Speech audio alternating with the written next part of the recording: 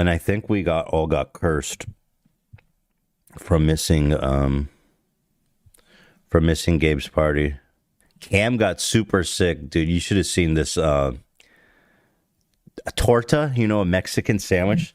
Cam busted the biggest fucking torta we've ever seen out of the fridge. This thing was so freaking massive. It had like 20 different kinds of meats. We were all like dead in our tracks, just like, what in God's name is that thing, dude? Honestly, it was bigger. It was bigger than that. He had one half of the torta left. He had presumably already ate half. I've never seen anything like it. It was a total abomination. Apparently, yeah, so he ate that mother. And this last night, he's like, dude, I have like straight food poisoning. I'm vomiting. And then this morning, he's like, I can't make it. I can't make it for Thanksgiving show. I'm like super sick from that torta. So Zach is cursed. And then last night, AB got he had a brand new computer that he recently bought. And it's dead. It just died. This is the Gabe curse. And so now I'm afraid. What's lurking for me? Yeah, the curse is coming for all of us, bro. I'm about to get some I did kind of have diarrhea last night. I'm just going to say that. Yeah, by the way, I'm down. I weighed in this morning. 224. My lowest since starting. I started at 250, so that's 26 pounds down. They won't be able to call me fat anymore, so that's kind of great, isn't it? Although that's what they care about. They're like, listen, yes, he did all these things, but at least he's skinny, and I can respect that. Which is how I feel about our focus today. Joseph James D'Angelo, a name that was otherwise unknown until very recently. This man was a complete mystery, one of the most mysterious and infamous serial killers of all time. And his identity was only discovered, I'm trying to find the date, in 2018. I can't describe just the amount of terror this guy reigned on California. This dude is a demon. He is so sick. He had so many surnames at the time, but I was going to say he's skinny. And so I can let all that go and respect him because at least he's not fat. He has 13 first-degree murders, 51 rapes, 120 burglaries, and he started doing his crimes in 1974 all the way to 1968. That's 12 years of active mayhem, dude. He was a prolific rapist, and then later in his career, he started actually to kill the people. I guess it wasn't enough for him. And what's so crazy about this is first he started in NorCal. And as he has mayhem these small communities, he would move to a new community, to a different city, different area in the state. And he would begin anew there. And back then, there was no internet and stuff. So these police stations, it took them a long time to connect the dots and realize that this was the same person. He had these nicknames all over the place until they realized it was the same one. He was like the Visavilla ransacker, the East Area rapist. That was his original moniker. The East Side rapist, the East Bay rapist, the Creek Bed killer, Diamond Knot killer, the Night Stalker. And finally, the Golden State Killer is the umbrella. Ethan would be a bad true crime host. I mean, listen, if I prepared a little bit, If I had like, I'm a one-man show, okay? I do 4 episodes a week, bro. Or sis. If I had some goddamn help and maybe some time to prepare, I could do it. I'm going to end this stream right now. I'm just kidding. Richard Ramirez was the Night Stalker. This guy, he is known as the Night Stalker or the original Night Stalker, actually. So this guy is the OG rapist murderer. And the biggest twist, of course, and who's surprised to find out, this motherfucker was a cop. Yes, sir. He was a goddamn fucking police officer. Son of a bitch. Which is interesting because the police, during their investigation into him, kept being like, how does this guy keep evading us? He knows so well how to cover his tracks. His crime scenes never had enough evidence. And he seemed to always be a step ahead of them. Again, he evaded arrest for goddamn, nearly 40 years. And he was a cop. He had access to their document. I know, ACAP, right? He had access to their documents. He had access to their investigations. This man was basically spying on the police, getting all the information they had and using it to avoid being caught. Now, this guy started off as the rapist, and what he would do, as the rapist / Night Stalker, and what he would do is, wow. So the East Area Rapist, this is from 1976 to 1979. And he raped 50 fucking people, dude. That's crazy. Over the course of what? 3 years. And apparently what this guy would do is he would do like stakes outside their house. Learn their schedule meticulously before making any move. Most victims had seen or heard him before the attacks. Here's all the sketches they made of him. It's kind of interesting to know how close they were. Check this out. Let me open this. Look at this. Here's all the police sketches they made over the years. And then here's what he actually looked like. Like, what do you guys think? Is that helpful? I don't really see how that's helping anyone. It's just a sketch, you know? What do you think? Is that good? So he targeted women alone in their home or with children, but he eventually found a preference for attacking couples. And this is when it gets really, really terrifying. This man was so fucked in the head, dude. His usual method was to break in through a window or sliding glass door and awaking the sleeping occupants with a flashlight and threatening them with a handgun.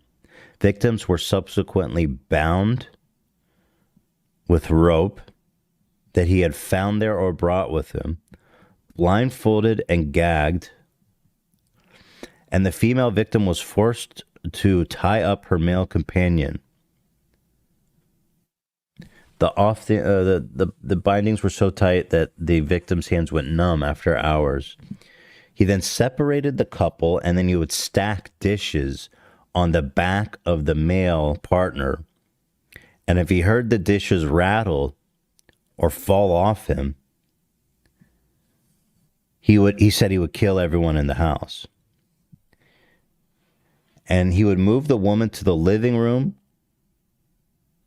and rape her often and repeatedly.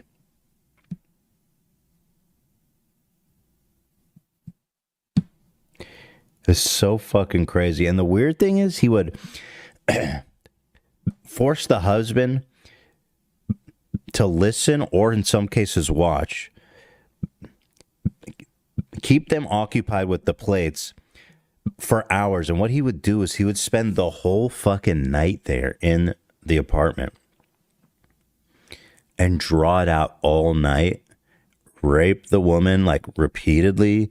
And he would like, was known for going in their fridge and getting a snack and like going and sitting in the lounge chair and having a moment. You know what I mean? Like the man, he's one of the most sick fucks I've ever heard of. Also a cop, by the way. Let's not forget he's a cop, so we love that. ACAB, obviously. D'Angelo sometimes spent hours in the morning just ransacking the home, looking through drawers, eating food, drinking beer, and then going and raping the woman again or making additional threats. Victims sometimes would think he left the house because he was basically quiet and just sitting there. And after hours, he would jump out in the darkness and scare the shit out of him, just toying with them. He stole items, typically as trinkets of little value. And then he crept away, leaving the victims uncertain if he had actually ever left. Which I guess as far as, you know, being a criminal is concerned, it's clever at least to say because if you don't know when they leave, you're going to sit there way fucking longer than you need to before you call the police, right? So they would just sit there in fear till the sun came up and they were sure like, okay, this guy's gone. He operated originally out of Sacramento County. And so it actually, believe it or not, it gets worse. So this dude raped 50 fucking women and they were all in their house, usually with significant others. That was part of his thrill.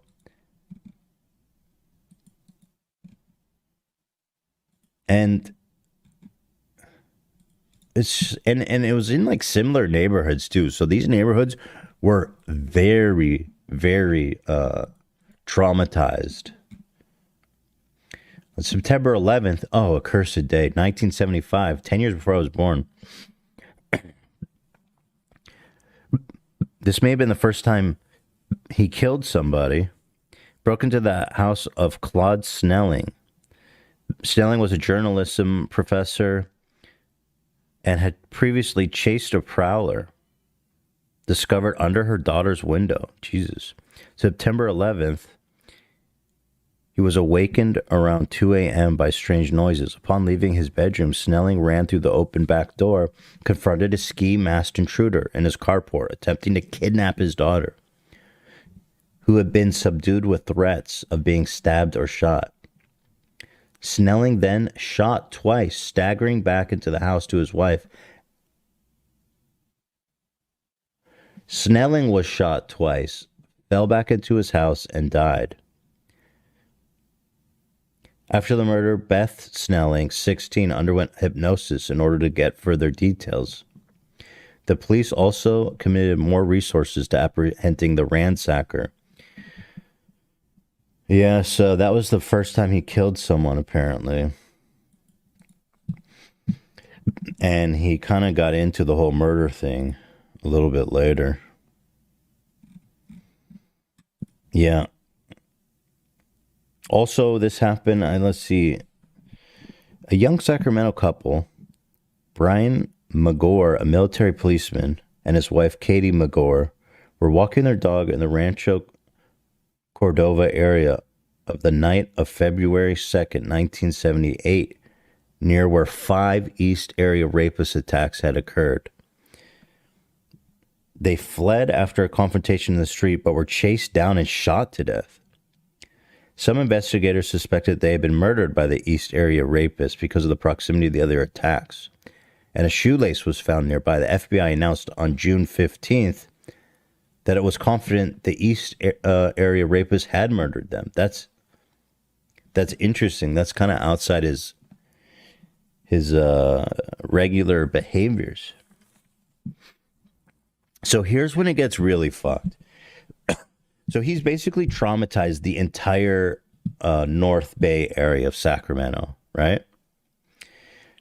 And that his last rape was July 5th, 1979. And now he goes from being the East Area rapist to the original Night Stalker because he moves to Southern California. And this time is when he starts getting an appetite for killing his victims.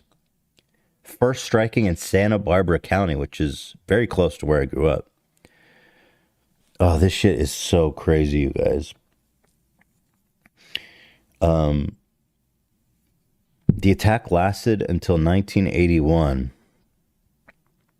Only the couple in the first attack survived, alerting neighbors and forcing the intruder to flee. The other neighbors were murdered by either gunshot or bludgeoning.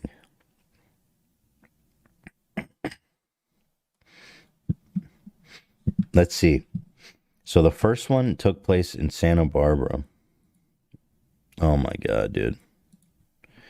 On October 1st, an intruder broke in and tied up the couple. They were alarmed at hearing him say, "I'll kill him," to himself. Oh, that's comforting. The man and woman tried to escape when he left the room, and the woman screamed. Realizing that the alarm had been raised, the intruder fled on a bicycle. A neighbor who happened to be an FBI agent responded to the noise and pursued the perpetrator, who abandoned the bicycle and a knife and fled on foot through local backyards. Dude, that's so lucky, y'all. On December 30th, 44-year-old Robert Offerman were found shot to death. Offerman's bindings were untied, indicating he had been lunged at the attacker. The craziest story about this guy, I gotta find the anecdote because you guys are gonna fucking love this. Hold on. There was a town hall meeting. Okay. Everyone was so scared they had called a town hall meeting to discuss what are they going to do about this guy who's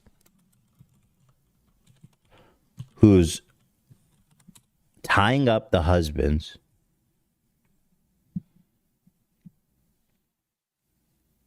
hold on one sec, there's all kinds of interesting shit I'm finding, tying up the men, raping the women. And this guy at this town hall meeting there, he goes, "I don't know what's with these men, but if any guy came to my house and tried to tie up my wife or try to tie me up and rape my wife, I'd fucking kill him. He would never do that." This guy's getting all macho. He's getting all crazy, right? So that would never happen. And so a few weeks later, he shows up to their house. He was there at the town meeting, and he saw what that guy said, and he took it as a challenge. And he went to the fucking house, and sure enough, he did it. I think he fucking killed the guy and raped the wife. Okay, so there were 7 months in between the town hall and the attack. So this guy spent the time to get all of that shit right.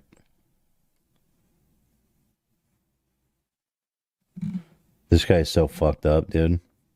Such a sick fucking freak. Shortly after the rape committed in Santa Barbara, the attacks continued. In 1980, this was a whole year since his last attack, 33-year-old Charlene Smith and 43-year-old Lyman Smith were found murdered in their Ventura home. That's great. That's where I fucking grew up. The wife had been raped and both murdered. A log from a wood pile on the side of the house was used to bludgeon the victims to death. The wrists and ankles had been bound with drapery cord. It was an unusual Chinese knot, a diamond knot that was used in Charlene's wrist. The same knot was noted in the East Area rapist attack, at least one confirmed case of which was publicly known.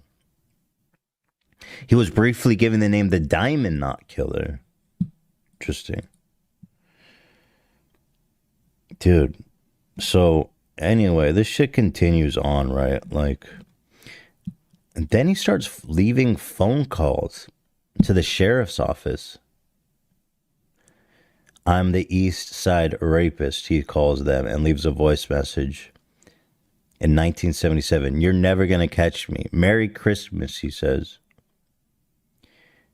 He called one of the previous victims, dude, that he raped. And he calls her on December 9th to wish her a Merry Christmas. He says, Merry Christmas, it's me again.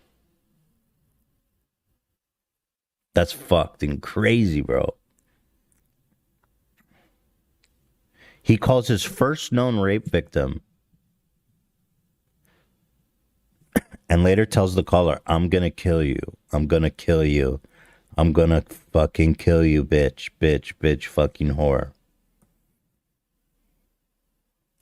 That one's, I think that one's recorded somehow.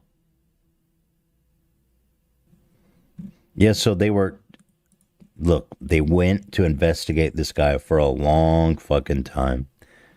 And they could never catch this dude. Well, of course they didn't catch him. This is what they said he looked like. Guys, come on. We got to stop with the police sketches. It's not helping. You know what I mean? Who's this helping? The only person this is helping is him.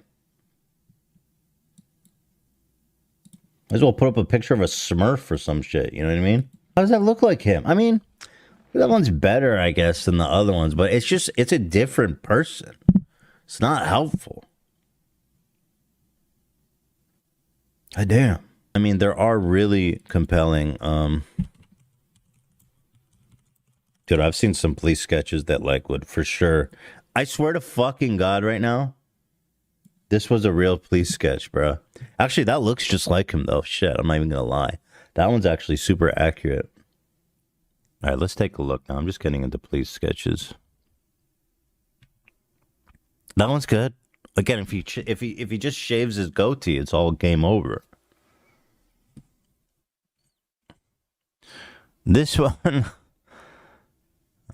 this dude, what the hell, yo? This one's crazy good. Again, just shave his beard, nobody recognize him. Is this really the Golden State Killer? That's very good. What the fuck is this? Guys, what is this? There's no face. Looks like a toenail. Okay, this one, that one's a ringer. Come on. This guy never get caught. Never getting caught. Are people really be posting avatars?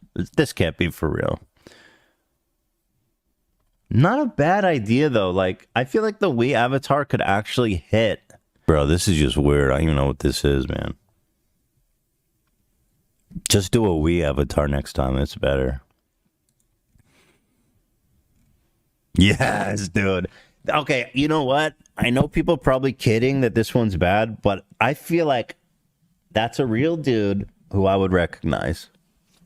Straight up. I know who that motherfucker is if I saw him. I mean, okay. Okay, this nobody looked like this. That's Leafy. I don't give a shit what anyone says. Leafy did some crime, and we need to fucking find out what he did. You know what I mean? Tiny chin, massive comb over, hoodie up. What the fuck did he do? Right?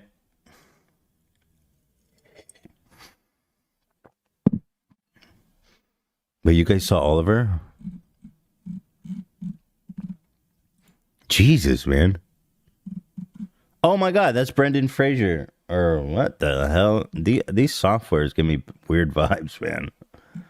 What the fuck is this? Okay.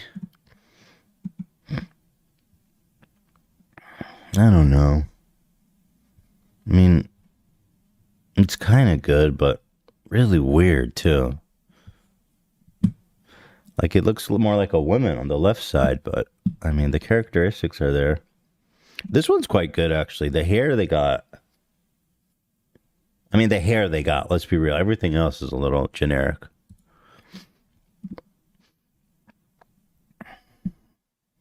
This one's good. You know?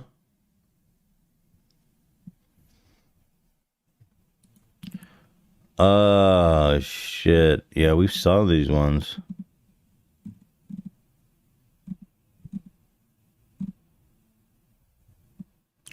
What's this? These cannot be real police sketches. Those are just sketches. Nah, these aren't police sketches. Stop it.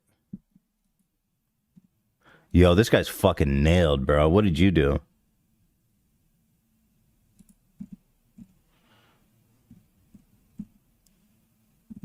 I mean, sorry, dude. They fucking nailed your ass with that one.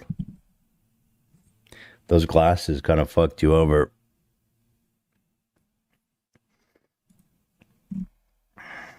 All right, whatever. I guess it's a hit and miss, right, with the police sketch. This is probably my best one, and I swear to God, I'm not even kidding. This one actually is the best one. And apparently it worked. That's the story. Witness drew this terrible sketch to help police identify the subject, and it actually worked. Of course it did, bro. Because nobody else but him looks like this. Those beady little fucking eyes. It's the eyes, isn't it? It sure is. Guys, I need to go to the bathroom. This is live, and I think I'm getting the Gabe curse right now. I'm so sorry.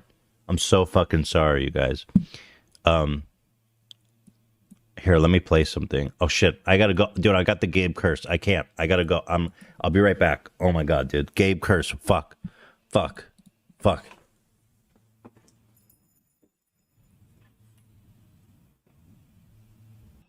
Fuck me. That was interesting, huh? We do the best. We do the best live streams, folks, don't we? Nobody does it like us, do they? God damn it. Oh, yes, my rose was in full bloom, ladies and gentlemen. Ah, yes, this is why we pay for membership. Anyway, fucking long story short, they caught this idiot. You know what I mean? They fucking caught him through... How they caught him is this crazy story in itself, but there's this one genealogist who specializes in getting, access to DNA information from websites like 23andMe. In fact, she didn't use that one. She used a different website, one that's like relatively smaller and doesn't have a lot of name recognition. But I think they somehow pull data and info from all the other ones. And she managed to find, they had his DNA, right, from the crime scene. And she managed to find someone who was like a second cousin of him. And she started zeroing in on these matches. And I think she eventually found like a sister or an aunt or something. And, the story is just crazy. But she somehow figured out through the genealogy alone,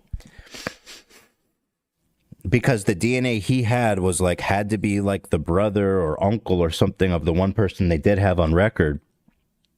They found out that this motherfucker, this ex-cop, who had been in hiding essentially for 20 years, is this motherfucker. Until at least they caught him, but he's old as shit when they arrested him, but they got his ass. It was just so incredible. And this is one of these stories that's been going on for like decades, where people are like, I can't believe we didn't find this fucking guy. And we got him. Objectively, this sketch is bad. The thick lines look like an inverted triangle with hair. Oh, stop it. It's not that bad.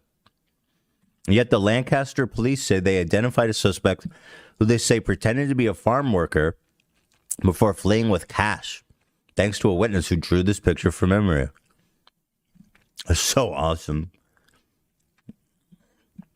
The witness identified Eugene and police issued a warrant for 2 counts of theft.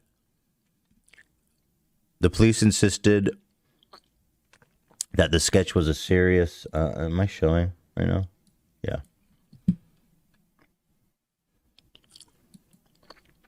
It was a serious effort to find the suspect, thanks to the sketch.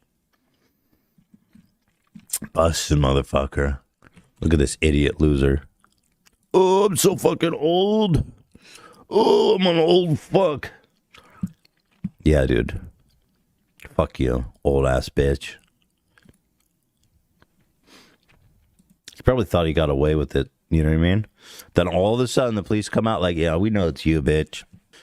Another crazy ass wrinkle in this story is that you guys know the comedian Patton Oswalt. Well, he's widowed, unfortunately. Sadly, his wife passed away.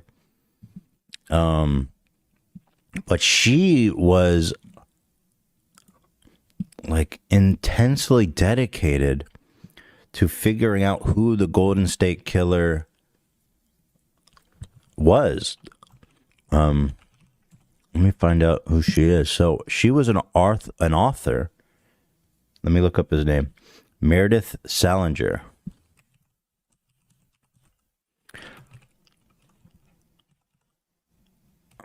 And she wrote like a book about it, like one of the leading books about it. Wait, this is her? She's like an actress? Is that the same person? Oh, that's so weird. Wait, is that who that is? This is, I guess, his new wife. Second wife, rather. New wife sounds a little bit like, oh, I traded her in. That's not what I meant. What was the name of his first wife? Michelle McNamara. She was a true crime writer. So here, let me get some deets on her. Here she is. She was a true crime author. She was the author of the true crime book, I'll Be Gone in the Dark, one woman's obsessive search for the Golden State Killer. And she helped coin the moniker, the Golden State Killer. The book was released after her death and was later adapted into a documentary series, I'll Be Gone in the Dark, which debuted on HBO. And that documentary is fucking amazing. You guys should watch that. It's so good. And what's absolutely insane is that they caught this guy, and I don't think she ever was alive to see the culmination of all of her work. Her death was due to the effect of multiple prescription drugs, Adderall and Xanax and fentanyl. Oh my God. Jesus, that's like the whole goddamn grab bag. She also had cocaine and levamisole. I don't even know what the fuck that is. That's a drug I even damn heard of. Is it medication to treat parasitic worm infections? Holy fuck, lady. You know how to party.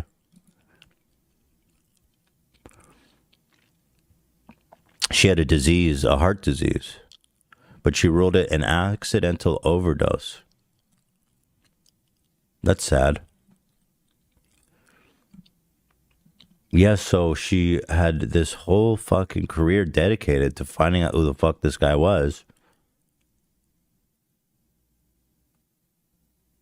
And I don't think she ever got to see it. Did she? Let's see.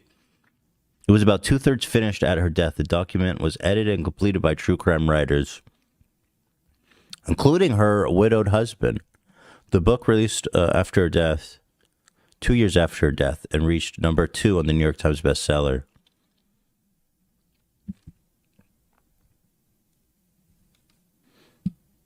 I want to know if she was. Yeah, she didn't, right? Because I don't think the whole genealogy thing ever happened until afterwards. Yeah, but there she is, man. Patton Oswalt's first wife, who was getting fucking super wild on. I mean, shit. Fuck, I don't. That's not even a joke, right? Can you get high on parasitic worm medicine? So I'm just wondering if anyone's got some.